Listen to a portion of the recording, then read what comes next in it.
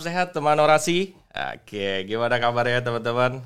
Kalau kemarin kita bicara tentang kemerdekaan dengan Pak Sekjen atau Mas Tri. Nah, kali ini kita sudah kedatangan tamu spesial juga. Beliau salah seorang ketua dari SPPSI yang akrab disapa dengan Bang Anies. Apa kabar Bang Anies? Alhamdulillah. Ini kita merasa terhormat di sela-sela kesibukan Abang udah disempatkan datang ke orasi nih Bang. Abang, ini kita langsung aja ya. Ini buat teman-teman orasi juga mungkin masih agak masih bertanya-tanya. SPPS itu apa sih? Atau SPPS itu bagian dari apa sih? Mungkin boleh dijelaskan Bang Anies. Kalau kemarin kita bicara, ini kan kita saat ini kan SPPS itu kan Serikat Pekerja Pertamina seluruh Indonesia. Dia merupakan SP Pertamina di awal-awal organisasi. Dia lahir di tahun 2022 gitu ya. Suaranya jelas ya? Oh jelas lah, sama. Ya? Okay. Jadi harapannya SP itu adalah suatu wadah ya, wadah pekerja sesuai dengan keperuntukannya. Tujuan SP itu adalah untuk memberikan perlindungan, pembelaan hak ya dan kepentingan serta kesejahteraan bagi pekerja dan keluarga. Itu undang-undang. Oke, jadi bukan hanya untuk melindungi pekerja, namun keluarganya juga tentu ikut dilindungi. Ya, karena kita tidak akan bisa bekerja dengan baik kalau keluarga kita kececer. Betul. Ya. Dan dari adanya SP ini, kita bisa lebih mudah ya untuk menaikkan aspirasi itu sampai ke perusahaan. Nah ini SPPSI, itu peran SPPSI. Memang SP di Pertamina itu banyak gitu ya kita, dan semua yang kebanyakan sudah masuk dalam konstituen dari FSPPB gitu ya, dan FSPPI salah satu dari pendiri dari FSPPB itu sendiri. Gitu. Oke, siap. Dan kita usianya sudah cukup juga ya, mulai tahun 2002. Ya mungkin sekarang ini sudah 20 tahunan gitu ya. Oke, Abang. Nah, SPPS ini tentu bukan udah beranjak dewasa nih. Nah, kira-kira untuk saat ini anggota dan pengurusnya itu ada berapa? Ya, kalau pengurus dan anggota kami ya alhamdulillah setelah terakhir ini anggota kami cukup banyak itu dalam arti kami SPPSI itu adalah SP Pertamina yang ada di kantor pusat. Ya. Ya, sehingga kami mewadahi pekerja-pekerja Pertamina itu dengan di SPPSI. Dia ini sebenarnya lebih fleksibel untuk ada di mana aja. Karena nanti ujung-ujungnya kita ini kan berhadapan dengan pengusaha yang diwakili oleh direksi. Ya. Apabila terjadi hubungan industrial, kita cukup dekat dengan direksi dan itu cukup kita dapat akses yang lebih cepat. Dan anggota kita seluruh pekerja Pertamina. Seluruh pekerja. Dan itu tersebar di Indonesia tentunya. Iya. Okay. Jadi persyaratan di kami adalah PWTT, dari pekerja waktu tertentu dari pekerja Pertamina. Jadi kita tidak membatasi dimanapun mereka berada, yang penting dia pekerja Pertamina, kami siap menjadi wadah mereka. Dan SPPSI sekarang ini sudah ada di lebih dari 30 anak perusahaan. 36 perusahaan? Ya, yang ada di hampir semua subholding, yang sekarang ini ada holding subholding itu hampir ada di semua tempat. Karena memang PWTT kan juga tersebar ya, diperbantukan di mana aja. Dan anggota kami levelnya mulai dari pegawai biasa sampai ke level vice president. Kalau dulu masih senior vice president juga menjadi anggota kami. Sehingga variasi terkait permasalahan itu juga kompleks. Ya kompleks, dan alhamdulillah kami mendapatkan pengurus juga senior yang juga matang dalam organisasi, dan para penasihat-penasihatnya juga para mantan-mantan ketua SP dan juga mantan presiden federasi dan juga yang sudah lama menghadapi, karena dengan dinamika yang ada itu kan berkembang terus ya. Dengan perkembangan itu ada muncul PKB, perjanjian kerja bersama yang secara 2 tahun sekali selalu dilakukan update ya, perubahan atau perbaikan. Ada hal-hal yang memang perlu kita sempurnakan. Dan dari tahapan-tahapan itu kan SPPSI berperan aktif untuk kegiatan itu. Luar biasa. Nah, Abang, dalam tentunya dalam menjadi ketua sebuah organisasi besar ini kan nggak mudah nih. Abang pernah nggak sih mengalami satu masalah yang itu sebenarnya agak susah nih kita kerjain, tapi dengan bersama-sama kita bisa memecahkan masalah tersebut? Ya, kalau namanya masalah itu tidak akan selesai kalau kita biarin, gitu ya. Yeah. Semua sesuatu dibilang masalah itu karena kita tidak tahu solusinya. Yeah. Ya kan. Sedangkan kita itu apapun bisa kita diskusikan, gitu ya. Artinya dengan pengalaman organisasi, dengan usia kematangan, gitu ya. Artinya dalam setiap dinamika itu kan kita menghadapi orang. Anggota kami itu sekarang sudah hampir 800 ya. Namun itu 800 itu yang ada. Namun kita itu setiap bulan ada juga yang masih menjadi anggota SPPSI. Gitu ya, dalam arti ada yang pensiun, ada yang baru masuk dan sebagainya. Nomor pekerja kita waktu kita masuk itu baru 600-an, sekarang sudah 1.400. Artinya kalau dilihat dari angka kita udah hampir 1000-an gitu ya. Namun dinamika kita yang selama ini keanggotaan itu silih berganti. Jadi ada yang ada yang masuk, ada yang pensiun, dan rata-rata dari kita itu pensiun itu yang merupakan. Jadi alhamdulillah pekerja-pekerja kita apabila dia pindah tetap dia keanggotaannya nggak berubah dari SPPSI. Jadi dia pengen nanti barangkali suatu saat akan kembali ke Jakarta atau sebagainya. Dan namun alhamdulillah kami merespon apapun yang masuk ke kami. Ya, dari hal tentang pembinaan, masalah perselisihan hubungan industrial dan sebagainya, itu yang sering kita hadapi dari dinamika yang ada di perusahaan. Dan kami dari SPPSI itu punya tren, punya merek sendiri dari aktivitas kita. Oke, apa tuh, Pak? Aktivitas kita namanya Pekan Pekerja. Pekan Pekerja. Pekan Pekerja kita ini rencana kita akan bikin Pekan Pekerja. Mungkin ini keempat atau ya. Pekan Pekerja kita itu sepekan. Sepekan itu kegiatannya itu kita akan isi semua dinamika yang sedang berkembang. Kita akan mencari narasumber yang sesuai dengan apa yang berkembang di permukaan saat ini. Nah, itu kita undang-undang para narasumbernya dari fungsi mana yang banyak menjadi perbincangan di kalangan anggota. Karena kita mempunyai WA Group aspirasi ya namanya. Itu mewakili dari mayoritas anggota kita ada di WA Group itu. Ya, dari aspirasi yang berkembang itu ya kita di luar hal-hal yang rutin, yang biasa, mungkin yang luar biasa terkait bagaimana pekerja ini yang sekarang gini. Kita ini kan tipenya long life employee ya. Pekerja kita itu kan mulai masuknya muda, keluarnya tua kalau normal gitu ya. Artinya sesuatu kondisi ini perlu kita persiapkan. Kita persiapkan sehingga saya sebagai SP yang anggotanya sangat variatif, itu saya harus bisa merespon apa yang diinginkan dari pekerja baru dan pekerja-pekerja yang tengah dan pekerja-pekerja yang sudah hampir purnakarya.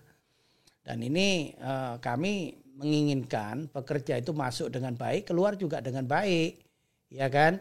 Artinya jangan sampai ada bekerja habis manis sepadi buang, itu yang kami tidak kehendaki. Dan inisiatif dari SPPSI sudah mengarah ke sana. Bagaimana para pekerja yang ingin pensiun itu juga diopenin. Jadi begitu ada orang mau pensiun itu berapa bulan sebelumnya harus diarahin, diberikan arahan. Saya mau ini Bapak akan pensiun, dikumpulin, ada beberapa mungkin yang sama gitu ya, yang waktunya berdekatan. Dia diberikan suatu arahan, Bapak nanti pensiun, Bapak akan mendapatkan ini, itu, A, B, C, D, dan apabila Bapak nanti tinggal di kota-kota yang tertentu berobatnya Bapak di sini, karena kita itu kan dilayani sampai setelah purnakarya kan juga masih ada ya yang perlu kita dirawat gitu ya, karena semakin tua juga masih banyak yang kebutuhannya. Dan kami menghendaki itu terjadi dari SPPSI, termasuk lagi dalam perjuangan kita juga terkait dengan THRK. Itu memang undang-undang itu kan selama ini mengatur minimal. Nah, kami menghendaki adanya kebijakan yang untuk bisa mengatur bagaimana pensiunan itu nanti THRK-nya juga proporsional. Karena dalam undang-undang itu untuk mendapatkan orang yang bekerja 1 bulan lamanya akan mendapatkan THRK. Padahal mereka itu kan orang yang belum tahu kontribusinya di perusahaan. Ya kan? Nah, ini juga menjadi perjuangan bagi kita. Ya, orang yang sudah pensiun pun yang sisa masanya sudah kerja 11 bulan kurang sebulan nggak dapat aturannya gitu ya kalau PHK. Sedangkan ini bukan PHK, ini orang sudah bekerja sekian lama sehingga kita perlu melakukan hal yang proporsional juga. Gitu. Oke, nah berarti kalau saya melihat ya ini bukan hanya sekedar organisasi, ini seperti keluarga. Kalau di organisasi kita biasalah kita ada dinamika, terus aspirasi dan berbagai macam. Tapi ini kita saya lihat SPPS ini melindungi, bukan hanya dari sekedar saat bekerja, bahkan setelah bekerja pun dipikirkan. Itu luar biasa loh Bang. Nah kemudian juga yang saya ingin tanyakan juga kontribusi SPPSI terhadap federasi. Ya kalau kontribusi ya itu cukup banyak ya, artinya. Kalau kita bicara SPPSI untuk federasi, itu bisa dikatakan kita menyerahkan semua artinya sumber daya yang dibutuhkan juga kita support ke federasi. Terus terang aja kalau kita Mas bisa nanti bolehlah dicek, itu mulai presiden dan penasihatnya hampir mayoritas dari SPPSI. Dan ketua-ketua bidang mungkin juga ada yang dari SPPSI. Jadi itulah kontribusi kami. Kami bekerja bersama-sama di ruang gedung yang kebetulan berdekatan dan sama. Dan kita silaturahmi juga tetap jalan. Dan itu kita akan merespon. Dan kami karena kita dekat dan juga kita mendampingi presiden apabila dibutuhkan untuk bertemu dengan para stakeholder bila dibutuhkan atau kepada pihak-pihak yang memang kita perlukan. SPSI memang kalau kita lihat karena SPSI itu anggotanya para senior, mungkin kami lebih banyak kepada mungkin bantuan pemikiran, terutama pemikiran konsep-konsep, mungkin dalam diskusi-diskusi mungkin kita bisa memberikan karena pengalaman juga lebih banyak ya dari personal kami yang diikutkan. Itu kontribusi untuk organisasi. Kita siap mensupport apabila dibutuhkan untuk kita berperan. Itu kita siap. Dan itu kita juga sudah hampir dikatakan semua SP juga berperan gitu ya. Tapi karena kita dekat mungkin kita yang bisa gampang dicangking lah ibaratnya Pak. Itu kan gampang dicangking. Nah itu kontribusi kami dengan organisasi. Dan juga kita juga sering juga kita menjadi mentor juga bagi SP-SP yang baru. Kita menjadi teman diskusi bagi SP-SP yang baru. Karena organisasi ini Mas organisasi pengkaderan. Nggak bisa orang langsung ditunjuk, langsung jadi ketua. Itu memang harus kita pernah melihat, pernah mendengar, pernah melakukan. Sehingga apa yang kita lakukan itu betul-betul berbasis kepada praktek. Ya itu yang kita lakukan. Dan kematangan itu muncul karena memang kita harus ditempah lebih banyak. Besi itu akan jadi pisau, nggak mungkin dibiarin terus jadi besi. Besi itu jadi pisau. Namun kita harus lakukan beberapa treatment. Kalau kita nggak ada tantangan, nggak ada pukulan, nggak ada tantangan, tekanan dan sebagainya, kita ya tetap jadi sesuatu yang biasa-biasa saja. Namun setelah kita berkontribusi baru tahu ini ketajamannya seperti ini. Oke. Begitu Mas. Baik, Abang sebagai ketua SPPSI, bagaimana pandangan Abang terhadap SP-SP baru nih, junior lah istilahnya? Iya, sebenarnya sama semangatnya. Dia cinta perusahaan gitu ya, dan juga dia punya keyakinan untuk mendapatkan suatu keadilan gitu ya. Saya rasa untuk prinsip-prinsip ini semua SP hampir sama. Namun kompleksitas masing-masing SP itu berbeda sesuai dengan di mana dia ditempatkan dan beberapa banyaknya jumlah anggotanya, variasi jumlah anggotanya. Kalau dia itu tempatnya yang homogen, salah satu jenisnya sama mungkin. Tapi di tempat-tempat yang variatif ya, kayak tempat kami itu kan ada yang dari hulu, dari hilir, dan juga variasi dari orang supporting, dan semua permasalahannya berbeda-beda. Nah, kalau memang sedikit orang sedikit masalah, kalau makin banyak anggota makin banyak juga kompleksitasnya juga makin tinggi. Nah, dari itu dari kami menyarankan bahwa kita itu tidak akan diberikan beban di luar kemampuan kita. Jadi kalau ada beban kepada kita jalanin aja, karena kita itu dianggap seseorang yang sudah dibekali. Ya kita dalam kematangan ini kita menjalani semua dengan juga kita bertanya kepada seseorang yang telah mampu ya, artinya setelah menjalani, yang telah berpengalaman, ya kita arahkan seperti itu. Jadi kita harapan kita kepada SP-SP yang baru, apapun masalah itu pasti ada jalan keluarnya. Gitu. Ya, dan juga badai pasti berlalu. Wah, itu luar biasa. Dan juga jangan dilakukan pemecahan masalah secara sendiri ya. Jangan dibawa beban sendiri ya. Justru adanya SP-SP junior ini bisa berbagi cerita dan berbagi masalah kepada senior-seniornya ya tentunya. Nah, kalau maaf saya koreksi, SP-nya bukan SP junior tapi pengurus SP-nya yang pengurus junior. SP-nya kalau SP-SP-nya rata-rata udah mateng-mateng. SP-nya udah rata-rata umurnya udah cukup tua. Ya SP-SP pendiri yang 19 dulu, tambahan sekarang yang muda-muda. Namun itu juga sudah cukup tua umurnya. Gitu ya. Tentu ada kedewasaan dalam proses ya. Nah, dalam proses. Tapi yang itu yang rata-rata pengurusnya. Karena memang kita sekarang menghadapi sesuatu regenerasi. Ya. Nah, itu perlu kita dekatkan ya pengalamannya agar mereka cepat untuk dewasa. Gitu. Ya. Nah kalau tadi selain Abang yang bicarakan mengenai kontribusi, tadi sudah sedikit disinggung di awal mengenai kontribusi SPPSI terhadap perusahaan itu sendiri. Nah mungkin secara garis besar kontribusi itu apa sih Bang dari SPPSI untuk perusahaan? Ya, kontribusi kita untuk perusahaan artinya kita selalu mengingatkan, memberikan masukan terhadap implementasi yang mungkin banyak dirasakan oleh beberapa pekerja. Itu coba kita diskusikan, kita menjembatani untuk didiskusikan dengan pihak perusahaan.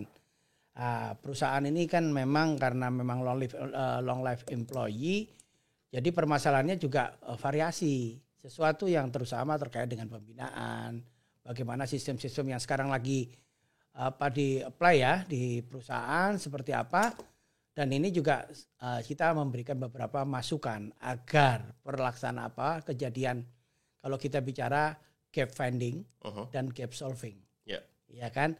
Apabila kita menemui beberapa gap di lapangan, kemudian kita coba memberikan beberapa alternatif gap solving. Bagaimana melakukan itu. Dan yang penting lagi di sini adalah setiap kita melakukan harus ada timeline-nya. Karena sesuatu itu harus ada PIC-nya dan ada timeline-nya. Karena kalau tidak kita tentukan siapa PIC-nya, tata waktunya, ya sesuatu itu akan berjalan begitu saja. Dan ini yang kita kembangkan. Ya, karena terus terang kami yang ada di SP ini, dimanapun SP-nya rata-rata juga profesional di tempatnya. Itu yang terjadi seperti itu. Oke, nah selain tadi juga Bang, Abang beberapa bulan lalu saya lihat di media-media juga bersuara keras mengenai perkembangan harga minyak ya. Nah itu peran Abang di situ saya lihat juga lumayan besar. Nah itu Abang bisa diceritakan nggak sih? Iya memang itulah yang namanya kita itu harus memberikan tanggapan ya, respon terhadap sesuatu. Apa yang dinyatakan di media Pertamina rugi, Pertamina subsidinya besar dan sebagainya. Kami itu kan sesuai dengan apa yang dinyatakan, kalau sampai lihat itu bahwa itu setia melayani ya. Kami tidak bisa menolak apabila kita itu disuruh dalam penugasan, kita harus selalu menyediakan. Apapun caranya kita harus menyediakan. Cuman yang kemarin kita bersuara keras, ada beberapa hal yang mungkin SPPSI telah bersuara terkait dengan penyelesaian tagihan pemerintah terkait subsidi. Itu kita juga bilang bahwa semampu apa sih perusahaan itu bisa nanggung tagihan itu. Karena kita itu kalau umpama seseorang ya sebagai provider, kalau bayarnya semuanya diutang, Nah, itu untuk penyediaan bahan baku juga akan kesulitan. Dan nilainya besar loh ya. Ya, artinya mungkin itu media sudah bisa perhitungannya sudah cukup besar ya. Ya. Dan namun kita kan ada penugasan ya, penugasan yang memang harus kita lakukan dan kita tidak pernah menolak. Karena teman-teman di lapangan itu kerja terus kok, nggak pernah dia menolak pekerjaan. Dan ini kami sudah pernah menyampaikan kalau bisa ya, kan penggunaan penugasan ini kan hampir dikatakan sudah bukan berlangsung baru hari ini, tapi sudah berlangsung sekian lama. Dari situ kan sudah ada trennya. Beberapa sih minimal penggunaan. Nah, dari minimal penggunaan itu adalah dibayarkan sebagai DP kepada Pertamina supaya kuat Pertamina apabila dia dikasih tugas minimal kan kuat. Kalau ada DP-nya. Yeah. Nah, sekarang mana sih perusahaan yang nggak pakai DP? Kan gitu ya. Betul. Artinya kita sudah berlangsung lama, sudah bisa memprediksi nggak mungkin kurang daripada ini. Ya daripada kurang itulah bayarkan dulu supaya kita agile, kita bebas, kita bisa mudah untuk mendapatkan partner, supplier yang kira-kira kita posisi tawar kita cukup kalau uang kita cukup. Nah, ini yang kita sampaikan. Ini suara-suara kami terkait dengan bagaimana pemerintah juga bisa mengerti tentang Pertamina.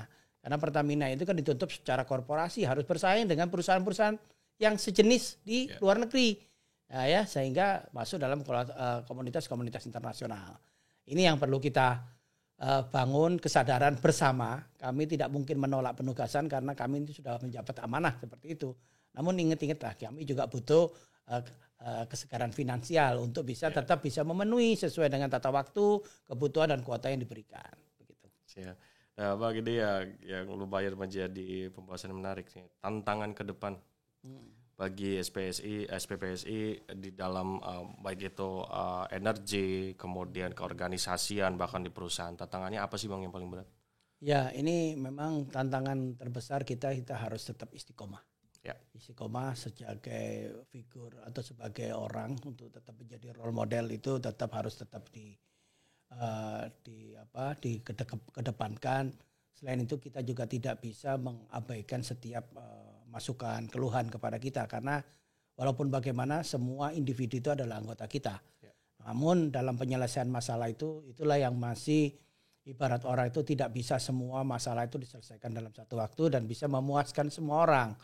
Nah, ini ya, tantangan ya, artinya ini perlu kita bangun bersama bahwa suatu permasalahan itu ya seperti kalau kita kaitkan dengan manusia itu kan kita tidak dituntut untuk memuaskan semua, tapi Tuhan itu menjamin kecukupannya, tidak untuk kepuasannya. Kalau kepuasan lebih ke syahwat, namun kecukupan itu adalah untuk minimal yang diberikan Tuhan kepada kita bahwa itu kebutuhanmu yang harus kamu penuhi, tapi bukan yang harus kita puaskan.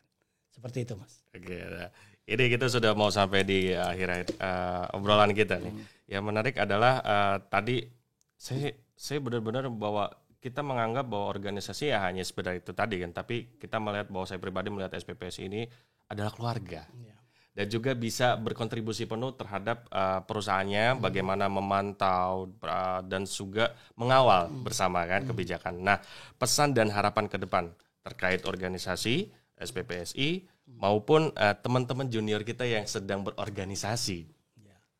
Kalau kami sesuai dengan moto kami, SPPSI Bangkit Peduli 5.000. Ya, kita melihat bahwa kita selalu bangkit dan peduli gitu ya. Tetap walaupun kondisinya apapun kita harus tetap bangkit. Dan kita peduli dengan kondisi perusahaan dan juga peduli kepada kondisi pekerja, kondisi anggota kita. Ya itu, dan sehingga saya mengharapkan kepada pekerja, ayolah kita masuk sebagai anggota SP. Saya mensasar 5.000 itu angka yang sangat optimistis ya. Namun saya masih beranggapan masih banyak dari pekerja-pekerja kita yang belum masuk SP. Dan banyak juga pekerja-pekerja yang nggak ngerti ya, suatu saat dia akan dapatkan permasalahan. Dan perusahaan sudah tahu setiap ada hubungan industrial itu selalu apabila dia anggota SP, silakan didampingi ya dalam proses hubungan industrial, perselisihan hubungan industrial. Namun kenyataan orang nggak paham, dia belum pernah menjadi anggota SP, tapi karena tertulis itu dia mencari SP setempat untuk mendampingi dia. Nah, ini sesuatu yang perlu dipahami bahwa Anda menjadi anggota SP itu banyak sebenarnya fasilitas baik ya. Artinya jangan SP itu dianggap suatu kelompok gerombolan, namun itu adalah suatu wadah kelompok yang untuk bisa menyampaikan aspirasi.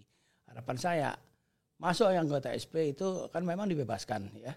Nah, silakan Anda memanfaatkan untuk sebaik-baiknya kita berorganisasi, kita berkegiatan yang lain yang sifatnya mensupport, mensosialisasikan program baik perusahaan dan juga mendukung, menjadi role model. Dan itu adanya ya mungkin lebih mudah kalau kita ada di serikat pekerja, lebih membuka suara lebih lebar ya. Dan juga kita bisa membuat sesuatu itu lebih cepat untuk diproses. Karena tidak mungkin secara struktural pekerja itu langsung mengikuti jenjang untuk mengikuti pola secara normal. Namun dengan SP saat kita mempunyai kecepatan karena kesetaraan kita dengan pengusaha itu lebih dekat dan lebih cepat. Itu sebenarnya. Ya tadi saya agak menarik nih bahwa teman-teman pekerja lain ada yang memang tidak mengetahui, tapi mungkin tidak mau ikut juga. Tapi ketika mereka ada permasalahan, mereka malah membutuhkan. Ya. Nah, ini bagaimana sih teman-teman SPPC ini mengedukasi juga para pekerja? Ya itu, kami kan punya model dengan pekan pekerja. Saat pekan pekerja itu kita bikin hibrid. Oke. Nah, kita online. Ya itu alhamdulillah banyak. Setiap kita habis pekan pekerja anggota baru muncul. Kita akan menyampaikan tema-tema yang lagi up to date terkait apapun lah ya kita bisa lakukan. Dan mereka baru sadar, oh iya saya sadar harus anggota SP. Dari situ, dari pengalaman yang ada, setiap selesai pekan pekerja, anggota baru kita banyak yang masuk. Memang hal ini sudah masukkan di PKB yang baru, tugas perusahaan untuk bisa memperkenalkan SP jadi materi-materi saat lakukan untuk pekerja baru. Karena memang tidak ada salahnya kita menjadi anggota SP, nggak masalah. Yang salah itu kita kalau sudah melanggar akhlak. Betul. Nah, begitu ya. Iya. Tapi kalau kita bekerja baik menjadi anggota SP itu nggak ada masalah karena rezeki itu tetap semoti tidak akan salah alamat. Gitu ya. Oke, luar biasa Bang Anies. Buat teman-teman orasi, tadi cukup menarik ya bahwa kita membahas banyak mengenai SPPC itu apa dan bagaimana pergerakannya dan bagaimana mereka benar-benar mengawal teman-teman pekerja ini menjadi lebih terjamin ya. Jadi tidak berjuang sendiri dan bersama-sama kita bisa. Oke, baik teman-teman orasi, jangan lewatkan podcast kita berikutnya dengan bintang tamu yang luar biasa juga, dan kita akan membahas mengenai seputar apapun itu, energi, organisasi bahkan juga, dan teman-teman juga masih bisa melihat ini di channel e-Talk Indonesia. Saya Philip, Bang Anies pamit. Sampai jumpa.